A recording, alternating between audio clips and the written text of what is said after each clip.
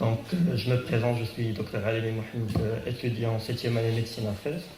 Je tiens à remercier tous ceux qui ont participé et aidé à ce que cette journée soit.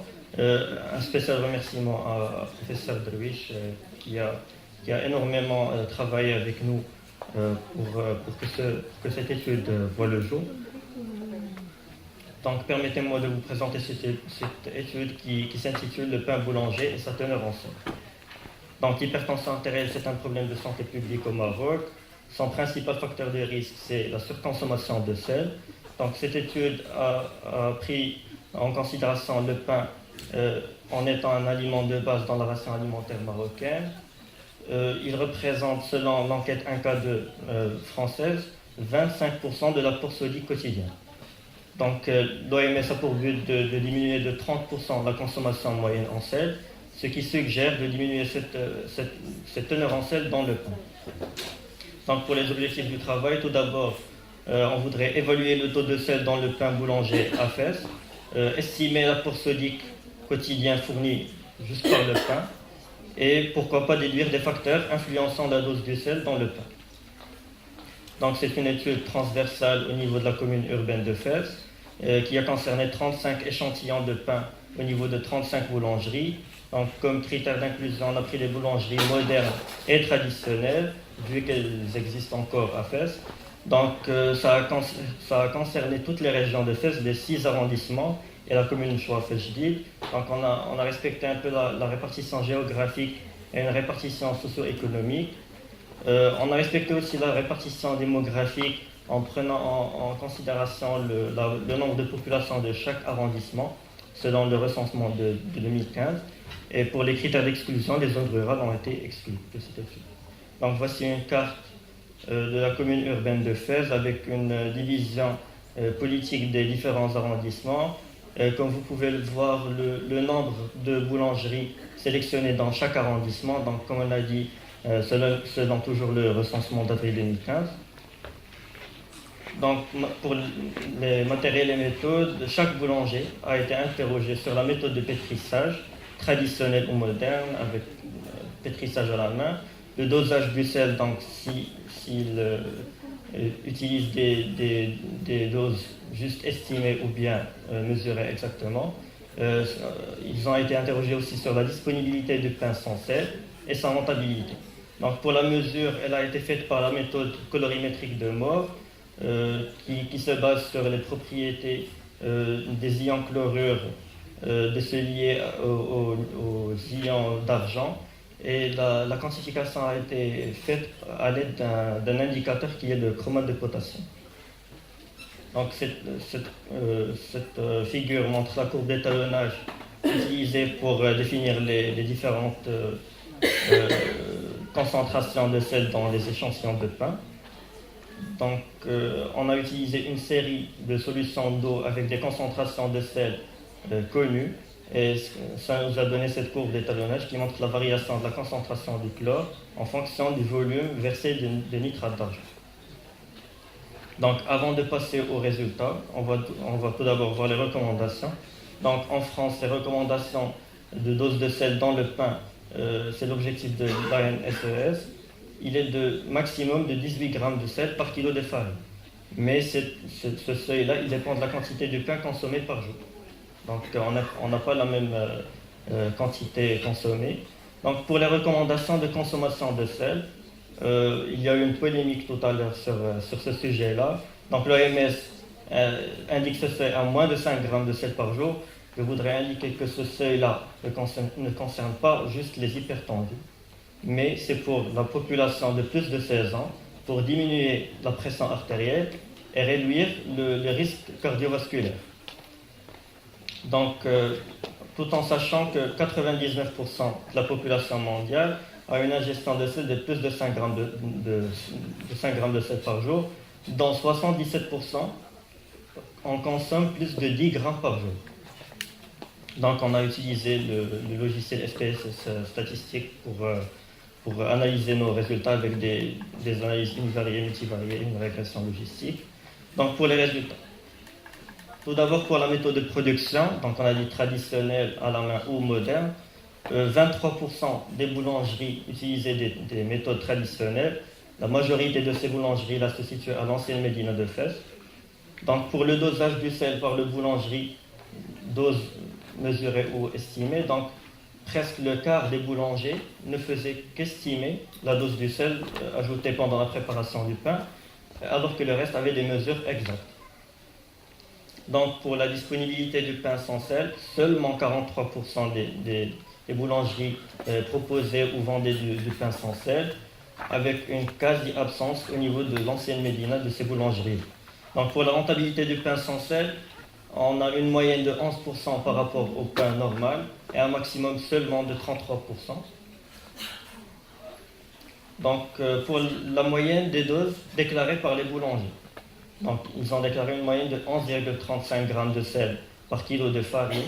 Et pour la moyenne qu'on a eue dans nos échantillons, elle est à 12,86 grammes de sel par kilo de pain. Donc pour l'analyse statistique, tout d'abord l'analyse univariée. On a essayé de chercher les facteurs de dose élevée de sel. Pour les variables, on a utilisé la méthode de dosage par le boulanger, dose mesurée ou estimée. Et l'autre variable, c'est la disponibilité du pain sans sel. Donc, aucune relation significative n'a été trouvée entre ces facteurs-là. Donc, on a fait aussi une comparaison de moyenne de sel entre les deux méthodes de production, la méthode traditionnelle et la méthode moderne. On a trouvé une moyenne de 10,25 grammes de sel par kilo de pain chez les boulangeries traditionnelles et de 13,63 grammes de sel par kilo de pain chez les boulangeries modernes. Elle est significative à 0,025. Donc on a effectué aussi une régression linéaire pour rechercher les facteurs influençant la dose du sel, donc le prix du pain par rapport à son poids, la méthode de production, on a dit traditionnelle ou moderne, la méthode de dosage par le boulanger estimée ou mesurée, et la disponibilité du pain sans sel. Donc pour les trois dernières, aucune relation significative n'a été trouvée. Sinon, pour le prix du pain, on a le coefficient B qui est positif, donc qui indique le sens de la relation, avec un petit P à 0,01. Ça veut dire qu'un prix plus élevé du pain serait en relation avec des doses plus élevées de sel. Donc on a fait une petite comparaison entre les moyennes des différentes régions et différents arrondissements de Fès. Comme vous pouvez le voir, les moyennes les moins élevées, autour de 9 grammes, se situent à l'ancienne Médina de Fès. Et les moyennes les plus élevées, autour de 15 grammes, voire presque 16 grammes, se situent au niveau des régions les plus populaires et les plus démunies. Donc, on a fait aussi une comparaison avec les autres études qui ont été faites, notamment l'étude de Casablanca en 2011, c'est l'étude pilote. Donc, ils ont trouvé une moyenne de 17,42 grammes de sel. Donc, en France, c'est estimé à 19 grammes par kilo de pain. En Belgique, à 12 grammes. En Suisse, à 14 grammes. Et notre série, on a trouvé 12,86 grammes de sel par kilo de pain. Donc, les recommandations en Europe, comme on a dit en France, à 18 grammes par kilo de farine. Cet objectif n'est pas encore atteint en France, malgré les progrès. En Belgique, c'est à 17 grammes, ils ont atteint cet objectif. En Suisse, à 17,5 grammes, objectif atteint aussi. Donc, comme on a dit, les recommandations en France sont à 18 grammes de sel par kilo de farine, ce qui équivaut presque à 15,6 grammes de sel par kilo de pain. Donc, en considérant un apport de pain de 122 grammes de pain par jour, donné par l'enquête 1K2, ça nous donne une moyenne de 1,9 grammes de sel par jour comme apport du pain seulement. Donc avec une contribution de 25% du pain dans la contribution solide, ça nous donne un chiffre de 7,61 grammes de sel par jour qui est au-dessus du seuil de l'OMS de 5 grammes par jour. Donc à Fès, dans notre étude, on a trouvé, comme on a dit, une moyenne de 12,86 grammes de sel par kilo de pain, qui est au-dessous du seuil européen, certes, mais avec un apport au Maroc estimé à 500 grammes de pain par jour, étude de Mortal en 2001, ce qui nous donne une moyenne de 6,43 grammes de sel par jour comme contribution du pain seulement, ce qui est très élevé et alarmant qui est plus élevé que le seuil donné par l'OMS de 5 grammes par jour. Donc pour conclure, je vais faire vite. Donc le taux de sel qu'on a trouvé dans le pain boulanger AFES est de 12,86 grammes par kilo. L'apport sodique quotidien fourni par le pain, il est estimé à 6,43 grammes par jour, qui dépasse à lui seul les recommandations de l'OMS. Donc le taux de sel chez les boulangeries modernes, il est plus élevé que celui des boulangeries traditionnelles. Et finalement, un prix élevé du pain serait fortement lié à une dose plus importante de sel. Alors, quelle stratégie adopter? Merci. Merci, Dr Alami. Et j'appelle tous les orateurs et les oratrices, s'il vous plaît, pour la discussion. Donc, vous avez dit que vous avez une calcémie normale, avec probablement une carence ou une insuffisance en vitamine D. Là, je trouve qu'il y a un problème. Bien, d'une part, il y a une carence ou une hypovitaminose D, et en même temps une augmentation, enfin une calcémie normale. Donc, pourquoi? Et d'autre part, étant donné que vous avez une calcémie normale, donc probablement il y a un problème d'élimination qui est perturbé du calcium. Et est-ce que ce problème d'élimination du calcium n'a pas d'effet sur les reins? Mais très rapidement, vous avez répondu à la question. C'est-à-dire que vous avez 12 kilos de sel par kilo de farine, 12 grammes par kilo de farine. Moi, j'allais poser la question, et par kilo de pain. La moyenne prouvée, c'est 12 grammes par kilo de pain. De pain. Baguette ou khbza ou lachon? Le pain, c'est une baguette ou c'est le pain rond? Le pain rond. D'accord. Donc, on m'a dit de... Et pour les additifs, qu'est-ce que vous suggérez? Quelle est votre suggestion? On va commencer par la vitamine D, s'il vous plaît. Répondre à la question brièvement. D'accord. Bon, par rapport à l'hypovitaminose D et la calcémie normale, c'est tout à fait normal parce que lorsqu'on a une hypovitaminose D, ceci va causer une hyperparathyroïdie secondaire. De ce fait, les hormones PTH vont aller stimuler l'os pour donner tout ce qui est résorption osseuse. Dans ce cas-là, la calcémie qui est basse d'origine suite à une carence en vitamine D, donc c'est l'os qui sera de ce côté-là sollicité pour pouvoir rétablir la calcémie normale dans le sang, d'une part. Par rapport à l'hypercalcémie, c'est à ce moment-là qu'on aura des lithiases urinaires, des insuffisances rénales suite à une hypercalcémie dans le sang. Donc la calcémie normale que j'ai trouvée dans mon étude, elle est due à quoi? Elle est due à l'hyperparathyroïdie secondaire, due au manque en vitamine D qu'on a eu dans cet échantillon-là.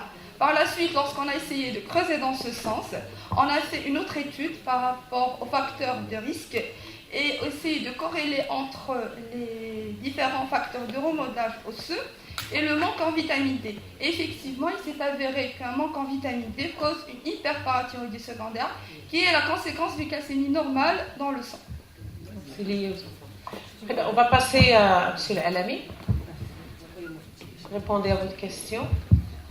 Oui, je crois que j'ai déjà répondu à la question. Donc, la moyenne, c'est de 12,80 grammes de sel par kilo de pain.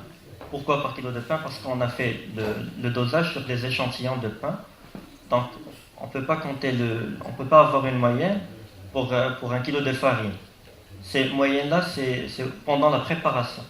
Donc, les doses déclarées par les boulangers, c'est par kilo de farine. Parce qu'au moment de la préparation, qu'ils dosent. Mais dans nos échantillons à nous, c'est par kilo de pain parce que on fait le dosage sur des échantillons déjà préparés.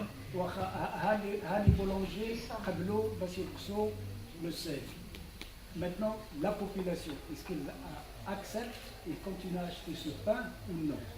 Pour la population, c'est simple. On a un seuil à ne pas dépasser de diminution de taux de sel dans le pain par an. Si on diminue de 20% la quantité de sel ou bien de 2 grammes, comme notre objectif à Casablanca, ça ne va presque pas être... ça mérite une étude pour oui, justement répondre à cette pas question. Senti On va par, passer le monsieur qui a travaillé sur les additifs, s'il vous plaît.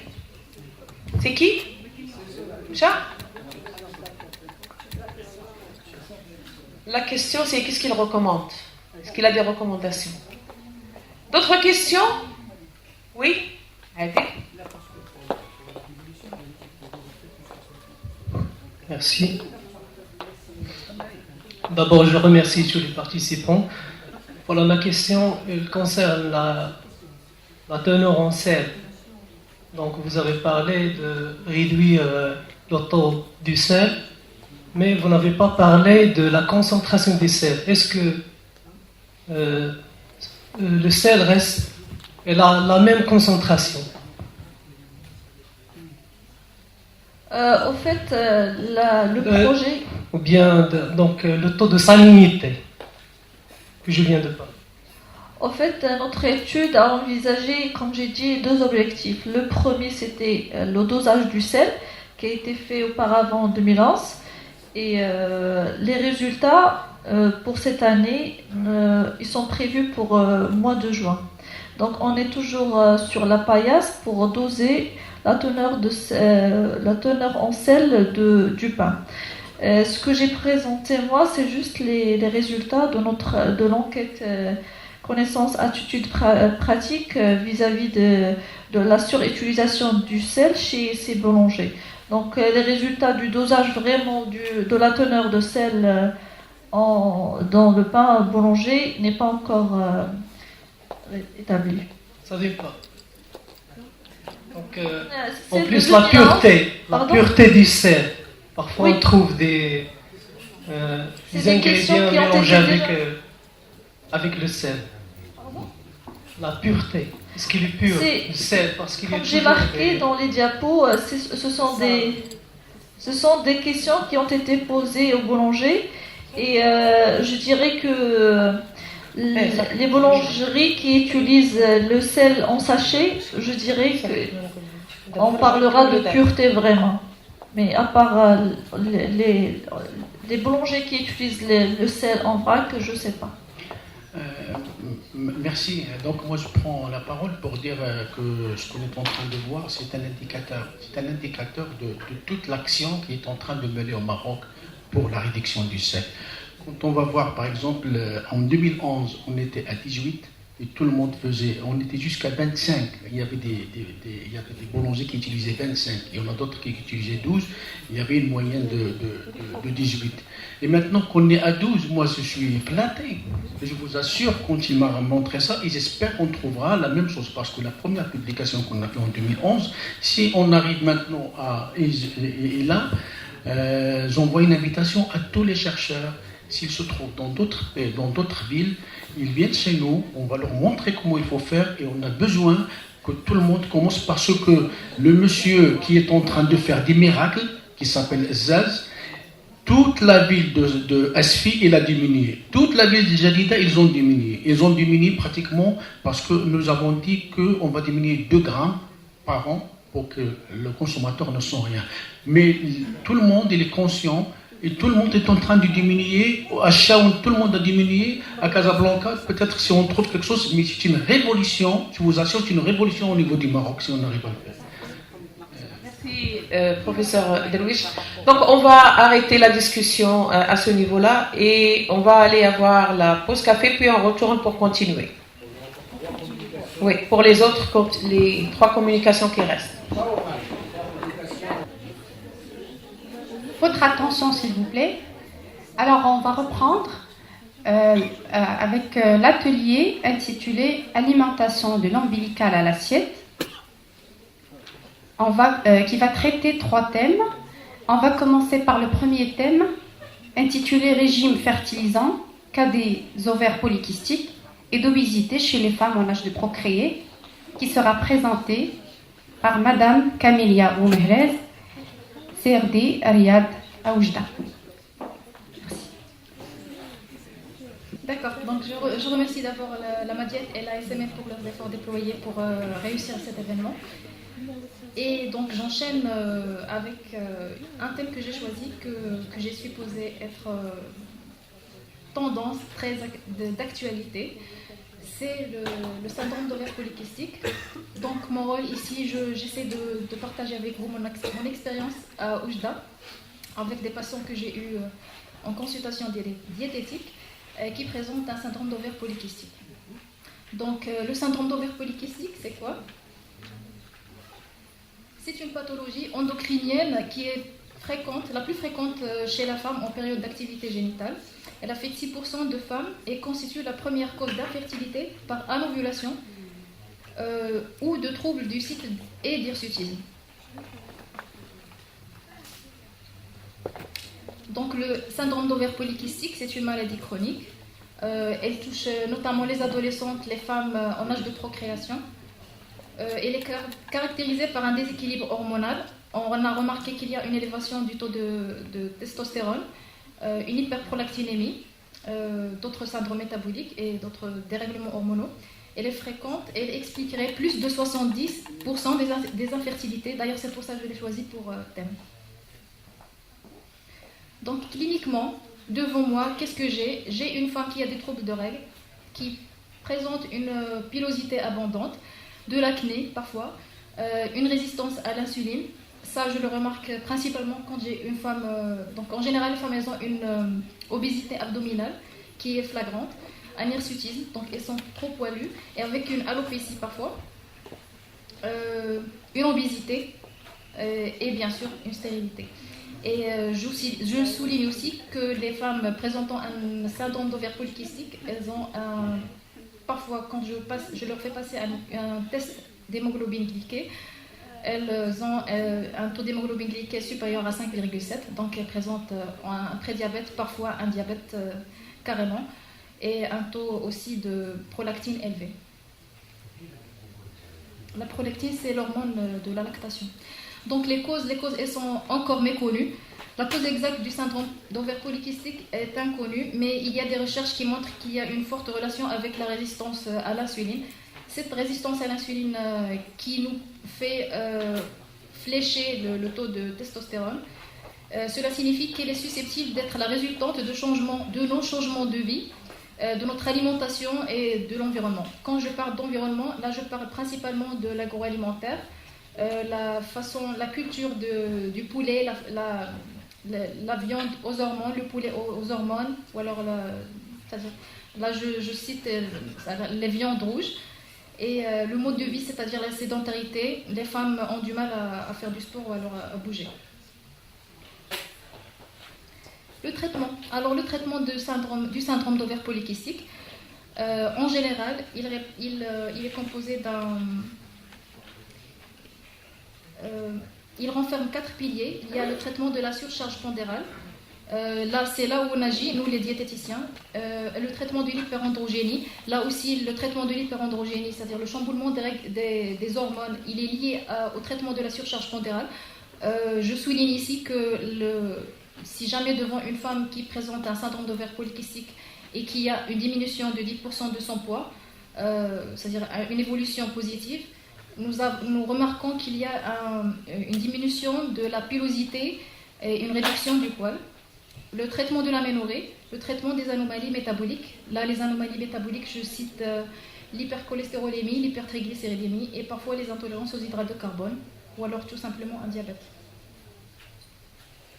Donc la surcharge pondérale, elle permet de régulariser l'hyperandrogénie, l'infertilité, l'aménorrhée. Alors comment? Donc mon protocole que j'ai, à force de pratiquer, que j'ai essayé j'essaie de vous faire part, il repose en la suppression ou alors la diminution des glucides à absorption rapide. Donc là, je vous fais la nuance. Quand j'ai une femme qui présente un taux d'hémoglobine glyquée supérieur à 5,7, donc qui est supérieur, elle est en prédiabète, là je me trouve obligée de supprimer les glucides à absorption rapide pour éviter la survenue d'un diabète ou alors pour lui éviter la situation de prédiabète. Sinon, si la femme elle a un taux normal, c'est-à-dire inférieur à 5,7, 5,6, 5,5%, Donc, je diminue uniquement le taux d'apport en glucides rapides. Donc, c'est le protocole que je fais d'abord. Il y a une éviction des viandes aux hormones. Et là, quand je dis aux hormones, je supprime principalement le poulet et la dinde aussi. Apparemment, c'est-à-dire à l'instar des scandales qu'il a eu aux États-Unis et en France dû au poulet, c'est-à-dire aux viandes, aux hormones, ça a fait mauvaise presse. Donc j'ai remarqué que nous avons aussi au Maroc ce problème-là. C'est pour ça que j'ai osé le supprimer et ça a donné des résultats à partir du 2e mois. Donc la femme, elle a des règles qui sont réglées, c'est-à-dire avec une période, à des cycles réguliers plutôt, et une diminution du poil et un taux de glycémie qui s'abaisse. L'éviction d'alcool, la caféine et le tabac, donc tous les toxines, moi j'évite. L'éviction de fenouil, fenugrec, curcuma, graines de sésame et abricots, entre autres. Pourquoi j'ai choisi ces aliments-là? Parce que donc, dans la suppression des aliments, j'ai visé la suppression des aliments qui produisent la prolactine et des phytoestrogènes aussi. Donc la fenouil, ça c'est uniquement pour la phytoestrogène. La fenugrec, c'est pour la prolactine et la liste est un peu longue. Normocalorique le plus longtemps possible. Donc pourquoi je ne m'aventure jamais à faire un régime hypocalorique? Parce que je dois prendre en considération que la femme désire avoir un enfant. Donc je ne m'aventure jamais à faire un régime hypocalorique. J'essaie d'abord d'instaurer des règles hygiéno-diététiques. Ça lui permet de faire baisser son poids, de régulariser tout le chamboulement hormonal et donc de m'apprêter à toute grossesse éventuelle. Je souligne que tout régime hypocalorique, ça met en danger la santé de la maman enceinte et du bébé. Donc je corrige les habitudes alimentaires, j'instaure des habitudes alimentaires correctes. Personnellement, je fractionne les repas en 7 repas par jour, parfois 8, parfois 7. Je fais des plats principaux, c'est-à-dire le petit déjeuner, et à 10h par exemple, je donne une collation, un fruit par exemple, ou un produit classique. Sinon, le midi, il y a le déjeuner, une bonne salade. Pour la salade, je souligne la laitue, donc l'importance de la laitue. Chez les pharaons, c'était le symbole de la fécondité. Donc c'est pour ça que j'encourage les femmes désirant avoir des enfants et qui présentent un syndrome d'ovaire polykystique à en consommer davantage. Et bien sûr des légumes et des fruits. À 17h, je commande un goûter. Le dîner, après le dîner, il y a une collation, donc cela fait 6 à 7. Le sport, bien sûr, pour éviter la sédentarité. Une bonne hydratation. Et surtout un bon sommeil. Alors le bon sommeil, c'est pour maigrir justement. Donc pour aider la femme à fondre. Donc parfois, je tiens à vous informer que les médecins, les endocrinologues ou alors tout médecin devant un cas de syndrome d'ovaire polykystique, parfois il recourt à la metformine. La metformine, c'est un traitement qu'on donne pour les diabétiques ou alors les prédiabétiques c'est-à-dire chez qui le régime n'a pas réussi, ou alors sinon chez les obèses qui ne réussissent pas à baisser le poids. Donc la metformine, elle diminue le taux de triglycérides, elle aide à maigrir et c'est bénéfique pour la femme qui désirant avoir un enfant, tant qu'elle n'est pas enceinte. Sinon, être enfin enceinte tout en gardant sa taille. Alors là, je vous ai juste donné quelques lignes. Alors, donc pour garder sa taille tout en étant enceinte, moi je recommande de fractionner ses repas. Cela nous permet d'éviter les nausées, le pyrosis, d'éviter les fringales, le grignotage.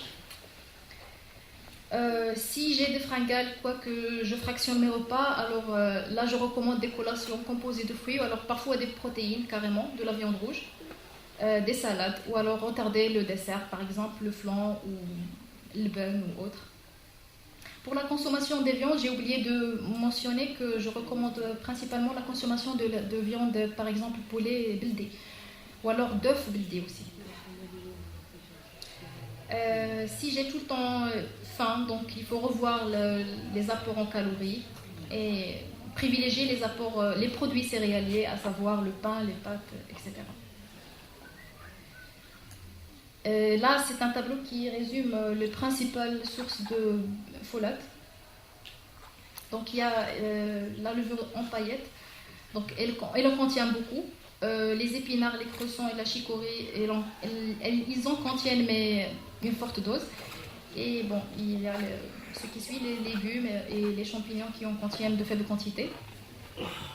Le calcium, donc j'insiste sur l'apport en calcium.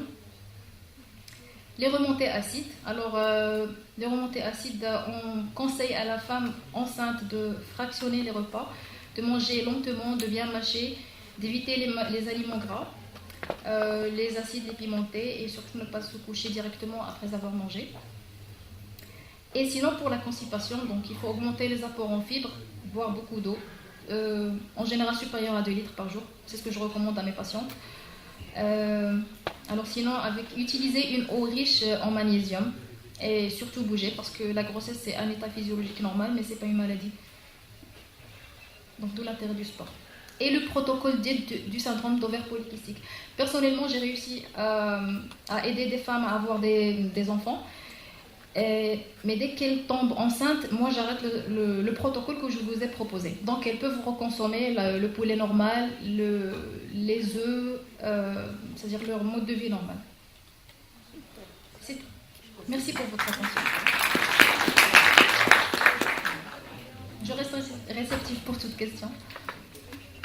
Voilà, je remercie Madame Camélia Oumerez, diététicienne à Serre de Riyad à Oujda, d'avoir partagé avec nous son expérience et d'avoir décrit son protocole de prise en charge du syndrome des ovaires polykystiques. Alors, on va enchaîner la session avec Mademoiselle Souheila Belleter, nutritionniste puéricultrice au CHE de Rabat. Elle va nous parler de la mise au sein précoce et l'allaitement maternel exclusif. Quelle est la conduite à tenir et qu'est-ce qu'il faut faire pour un bon allaitement? Mademoiselle Souheila.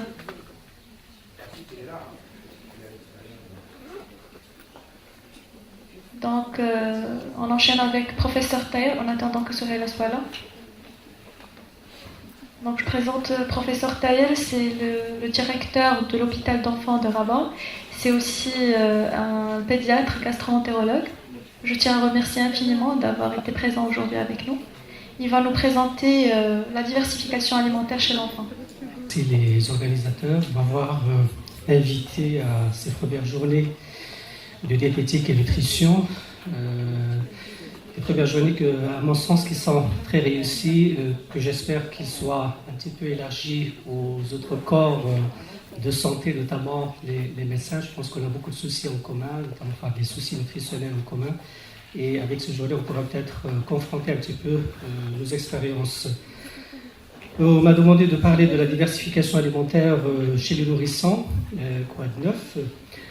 La diversification alimentaire, comme vous le savez, s'intègre un petit peu dans une thématique qu'on avait abordée tout à l'heure, les 1000 premiers jours.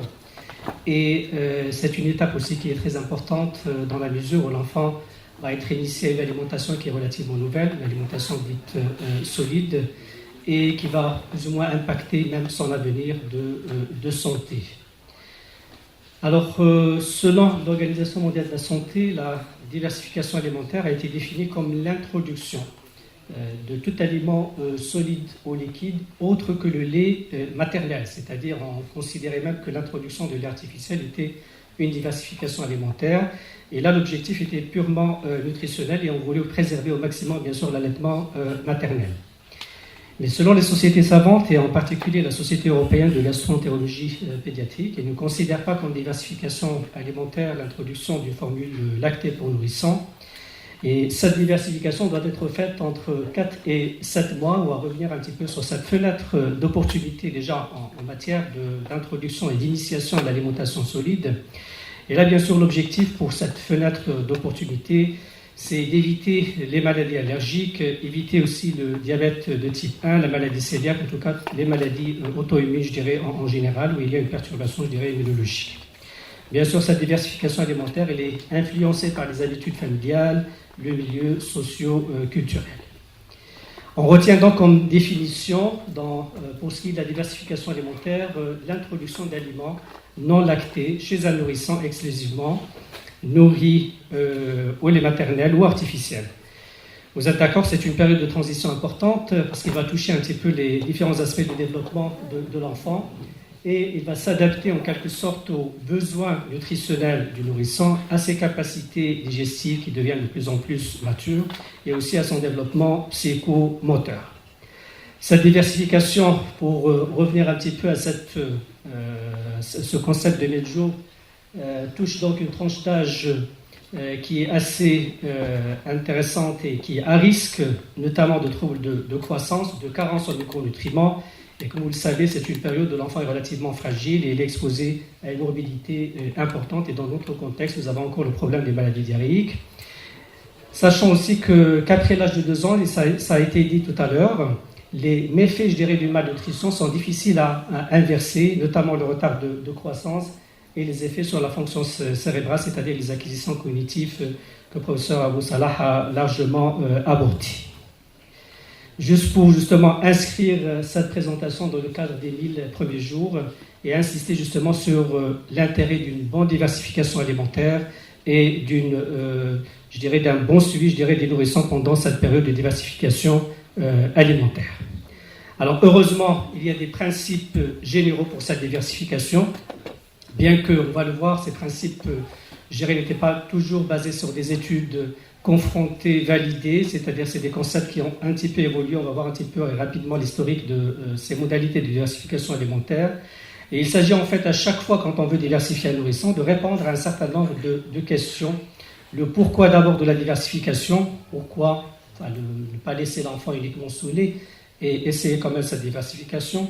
Quand est-ce qu'il va falloir la débuter? Il y a, on va voir un petit peu ce qui a été en fait retenu initialement, des recommandations qui ont été ensuite contredites et ainsi de suite. Le comment brièvement de cette diversification, puis on va parler un petit peu de quelques situations particulières de l'enfant, notamment le nourrisson atopique ou le nourrisson allergique.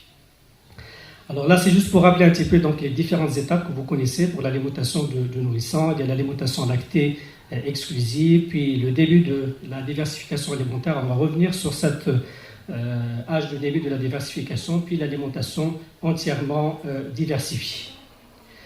Juste pour vous situer un petit peu par rapport à ces recommandations, sachez quand même qu'il y a eu une évolution dans les concepts en matière de diversification alimentaire. Par exemple, au XIXe siècle, l'alimentation exclusivement lactée était recommandée jusqu'à l'âge de 2 ans.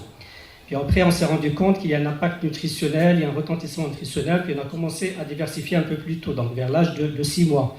Et puis, on a même avancé un petit peu l'âge de la diversification alimentaire. Vous voyez ici, dans les années, vers les années 50, on a commencé même à introduire des céréales, des légumes au 10e jour de vie, la viande au purée au 14e jour de vie. Et par la suite, ce concept a été, écarté dans la mesure où on a constaté quand même qu'on introduisait des aliments solides. Ceci a eu un impact sur l'alimentation lactée, notamment l'allaitement maternel. Et puis, il y a eu le souci des allergologues en matière d'induction d'allergies alimentaires.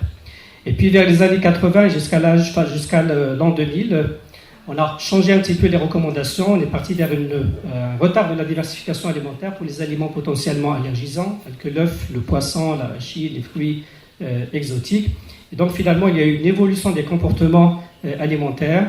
Et on est revenu vers ce retard, de la diversification ou de l'introduction des aliments solides après l'âge de 6 mois. Les recommandations à partir de l'âge de 2000 des sociétés anglo-saxonnes pour les enfants à risque, et notamment à risque d'atopie, c'est-à-dire quelqu'un qui a dans la famille des frères ou des parents qui sont allergiques. On va recommander un régime maternel pendant la grossesse, un régime pendant l'allaitement quand l'enfant est sous allaitement notamment exclusif, et puis un retard dans l'introduction des différents aliments, le lait de vache après 1 an, les œufs après 2 ans, l'arachide, poisson, fruits à coque après l'âge de 3 ans. Et donc on a retardé finalement dans le but d'éviter éventuellement l'induction d'allergies alimentaires. Alors ces concepts ou ces recommandations ont été ensuite démentis en quelque sorte, parce qu'on avait fait le lien entre l'introduction de l'œuf, par exemple, après l'âge de 8 mois, c'était quand on proposait un retard d'introduction de l'œuf, on avait constaté que les enfants qui recevaient l'œuf après l'âge de 8 mois avaient plus de risque de développer de l'eczéma. Donc, comme quoi, on laisse passer peut-être une période d'induction de tolérance vis-à-vis de l'œuf, et donc on va favoriser un peu plus la survenue de ce genre de pathologie.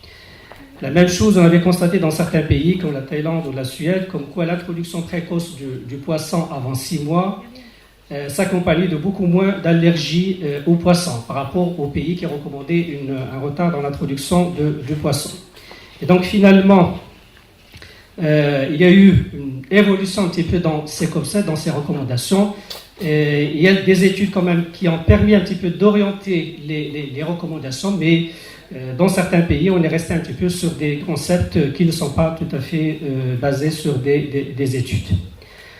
Alors, quels sont les facteurs qui conditionnent l'âge de la diversification? Vous le devinez bien sûr, le nourrisson il grandit, il y a les différents organes qui deviennent de plus en plus matures, il y a une maturité physiologique qui est favorable à l'introduction d'aliments solides, l'augmentation de la salivation, l'amélioration de la digestion, la capacité aussi de supporter une charge rénale osmotique, parce que quand on introduit l'alimentation solide, on va apporter un peu plus de sodium et donc de minéraux. Et finalement, les reins sont à ce stade relativement capables d'assurer l'équilibre hydroélectrolytique avec cette charge rénale osmotique importante. Et puis avec cette maturité physiologique, il y a le développement psychomoteur aussi qui évolue, la disparition de réflexes d'extrusion qui fait que l'enfant a tendance à faire entrer ou avaler un petit peu les aliments solides. Il a aussi la capacité d'avaler des aliments en liquide. Il y a le mouvement latéral de mastication, la capacité de s'asseoir aussi, une meilleure fermeture de la bouche, puis l'apparition un petit peu des premiers dents. Tout ceci est favorable pour l'introduction, bien sûr, d'aliments solides. Alors, le pourquoi de la diversification alimentaire, on a donc fait la preuve qu'à partir de 6 mois, le lait seul devient insuffisant pour couvrir les besoins en énergie, en protéines et en différents micronutriments. Et qu'ensuite la diversification va permettre à l'enfant de découvrir de nouvelles saveurs, de textures alimentaires, et ceci notamment avant l'âge de la biophobie. Vous connaissez probablement ce refus d'aliments nouveaux quand on tarde à initier l'enfant à des aliments solides avant l'âge de 2 ans. Le fait de les présenter pour la première fois après l'âge de 2 ans va s'accompagner le plus souvent d'un refus. Donc le fait d'initier l'enfant précocement à ces aliments va un petit peu éviter ce qu'on appelle cette myophobie alimentaire. La diversification participe aussi bien sûr au bon développement de la dentition. Il va accompagner l'évolution neurocomportementale de l'enfant. C'est une étape aussi pour la socialisation. Elle répond à une évolution qualitative et quantitative, ça c'est clair, des besoins nutritionnels de l'enfant, notamment les besoins en vitamines, en oligo-éléments, en acides gras polyinsaturés. Alors la deuxième question, quand est-ce qu'il est recommandé de diversifier l'enfant? Faut-il diversifier tôt, avant 4 mois? Faut-il attendre après 6 mois ou même plus? Ou faut-il plutôt diversifier entre 4 et 6 mois? Alors les recommandations européennes notamment, qu'on suit maintenant, en tout cas pour nos recommandations aussi, privilégient un petit peu la période entre 4 mois révolus et 6 mois, c'est-à-dire entre la 17e semaine de vie et la 26e semaine de vie, et parle même là aussi de fenêtres d'opportunité pour initier l'enfant aux différents aliments solides.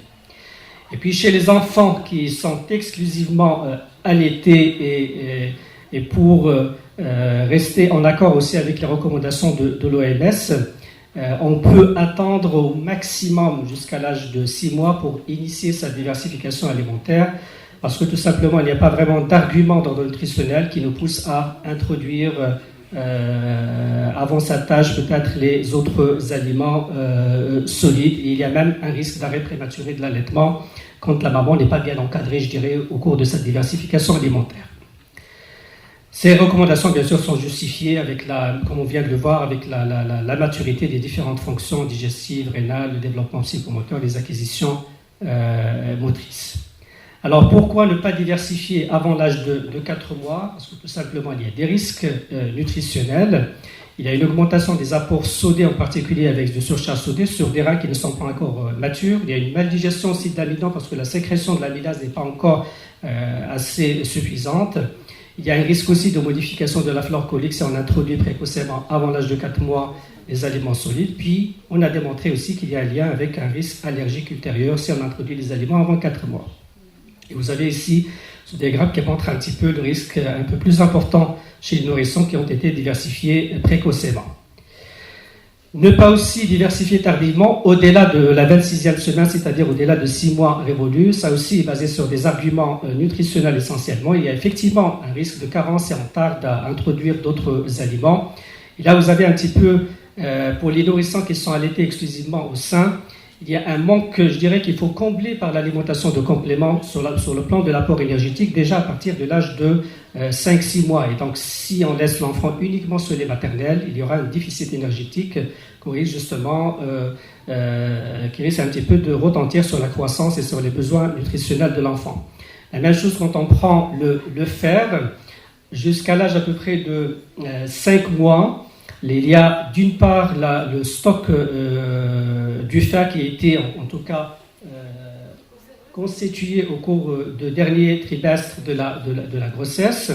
Et puis il y a ce qui est en bleu, ce qui est apporté par le lait maternel.